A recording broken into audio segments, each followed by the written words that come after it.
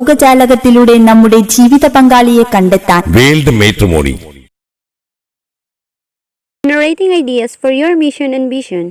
A useful mission and vision statement should include two pieces: what you wish to accomplish and contribute, and who you want to be.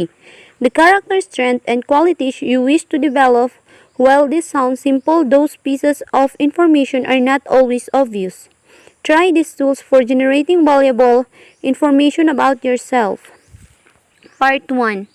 Describe your ideal day. This is not about being practical. It is designed to include as many sides of you and your enthusiasm as possible: creative, competent, artistic, introverted, extroverted, athletic, playful, nurturing, contemplative, and soon. Imagining yourself 132 years old and surrounded by your descendants or those descendants of your friends, you are in a warm and relaxed atmosphere, such as around a fireplace.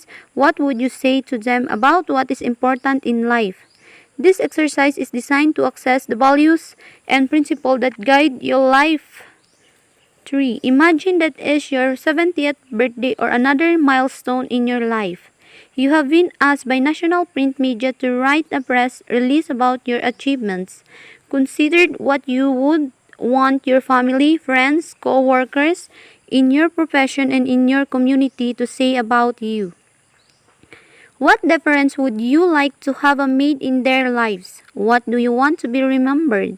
This is designed to inventory your action and accomplishment in all areas of your lives. Part 2. Review your notes for these 3 exercises with those responses in mind. Reflect on question 1, 2, 3 above. Then write a rough draft, a page of any length, of your mission statement. Remember that it should be describe what you want to do and who you want to be. This is not a job description. Carry it with you. Post copies in visible places at home and work. And revise, evaluate, be patient with yourself. The process is important as the outcome. After a few weeks, write another draft. Ask yourself whether your statement was based on proven principle that you believe in. If you feel direction, motivation, and inspiration when you read it over time, reviewing and evaluating will keep you abreast of your own development. Step 4. Identify goals. Spend some time thinking about your priorities in life and the goals you have for yourself. Make a list of your personal goals, perhaps in the short terms, up to 3 years old, and the long term, beyond 3 years. Step 5. Write mission and vision statement on the basis of the first 4 steps and better understanding of yourself. Begin writing your personal mission and vision statement. Final thoughts. A personal mission and vision statement is of your course personal, but if you want to see whether you have been honest in developing your personal mission and vision statement, we suggest sharing the result of this process with one or more people who are close to you.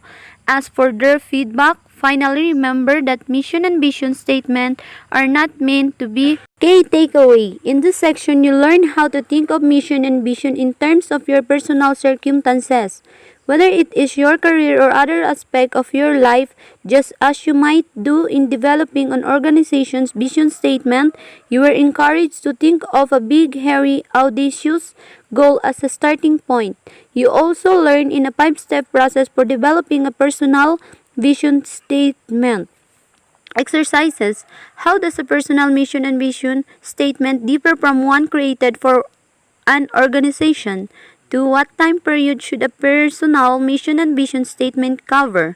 3. What are the 5 steps for creating a personal mission and vision statement? 4. What type of goal should you start thinking about in creating a personal mission and vision? 5. How are your strengths and weaknesses relevant to mission and vision? 6. What stakeholders seem relevant to your personal mission and vision? 7. Retrieve October 29, 2008. Chapter 5. Strategizing. What in it for me? Reading this chapter will help you do the following. 1. See how strategy fits in the planning, organizing, leading, controlling POLC framework. 2. Better understand how strategies emerge. 3. Understand strategy as a trade-offs, discipline, and focus. 4. Conduct internal analysis to develop strategy. 5. Conduct internal analysis to develop strategy. 6. Formulate organizational and personal strategy with the strategy diamond.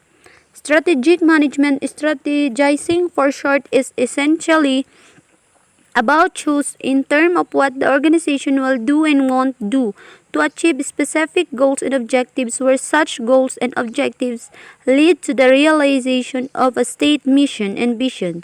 Strategy is a central part of the planning function in POLC.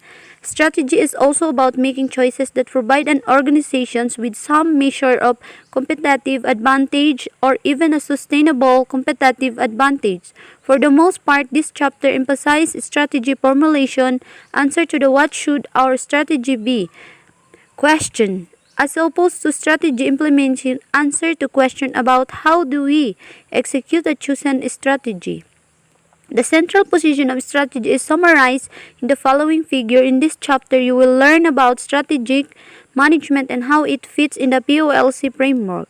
You will also learn some of the key internal and external analyses that support the development of a good strategy. Finally, you will see how the concept of strategy can be applied to you personally in addition to professionally. 5.1 Strategic Management in the POLC Framework.